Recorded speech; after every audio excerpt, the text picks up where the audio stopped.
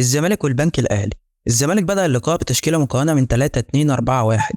عواد في حراسة المرمى، قدامه 3 في القلب محمود علاء، على يمينه حسام عبد المجيد وعلى شماله محمد عبد الغني، قدامهم 2 على الدايرة دونجا وفتوح، قدامهم رباعي عمر جابر وزيزو في العمق وبيتبادلوا المراكز، على يمينهم نضاي وبيتبادل المراكز مع زيزو، وعلى شمالهم مصطفى شلبي، تحت مهاجم صريح الجزيري.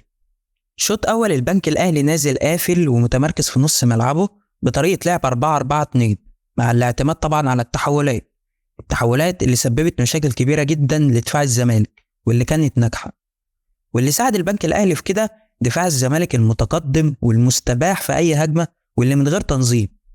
مفيش مشكلة إن الزمالك يبقى ب3 مدافعين ورا في حالة الهجوم ويبقى متقدم على الدايرة عشان يزق خط النص وبالتالي يزق المهاجمين، إنما المشكلة بقى لما يكونوا 3 مدافعين برضه في حالة الدفاع. وبالإضافة لتحولات البنك اللي كانت خطيرة جدا على دفاع الزمالك، الكرات الطويلة برضه من دفاع البنك أو التمريرات القصيرة للمهاجمين كانت بمثابة انفرادات للاعيبة البنك، وبيضربوا بيها ثلاثي دفاع الزمالك بسهولة، واللي واحدة منهم تسببت في طرد عواد، واضطر أسوريو يسحب الجزيري عشان ينزل بمحمد صبحي. في المقابل الزمالك ما شكلش أي خطورة على أبو جبل في الشوط الأول غير في 4 كرات، واحدة منهم ركنية من زيزو على راس محمد عبد الغني، والباقي كانت شوطة لزيزو في أول الشوط جنب القائم، ومن بعدها تسديدة ضعيفة من عمر جابر بالإضافة لرأسية نضاي في آخر الشوط. غير كده الزمالك ما شكلش خطورة، والسبب في كده: رقم 1 صعوبة طبعا اختراق العمق، 2 تفوق كاسح من أظهرة البنك بسيوني وإسحاق يعقوبه على أطراف الزمالك سواء مصطفى شلبي وزيزو ونضاي، 3 استمرار لماتش أرتا سولار، اعتماد الزمالك من أول دقيقة على الكور العالية بلا هدف، 4 تفوق لعيبة البنك الأهلي على لعيبة الزمالك في كل العرضيات اللي ما شكلتش أي خطورة على أبو جبل، رقم 5 حتى التسديدات ما قدمتش أي خطورة أو حل جديد. ومن الفاول اللي اتطرد بسببه محمد عواد بيدخل جول ساذج جدا في الزمالك، بتتمرر الكرة لكريم بامبو اللي بيسدد الكرة مع سوء تمركز للمدافعين وسوء تقدير من محمد صبحي، بيتقدم البنك بالهدف الأول.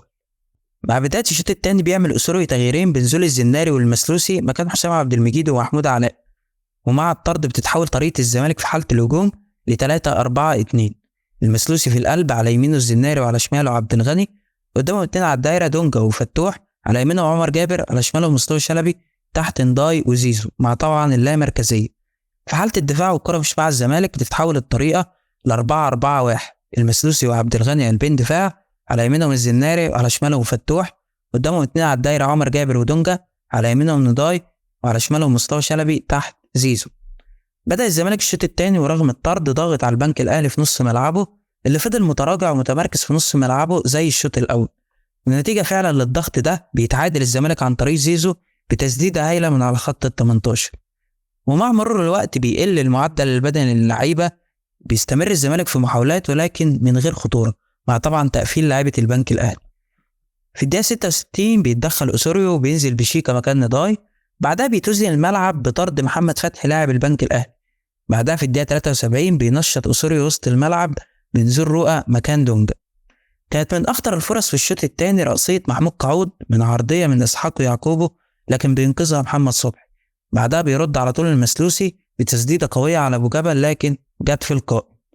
استمر الوضع كما هو لحد الدقيقة 90، ومن تسديدة قوية ومفاجأة وهايلة جدا من شيكابالا بيحرز الهدف الثاني عشان ينتهي الماتش بفوز الزمالك.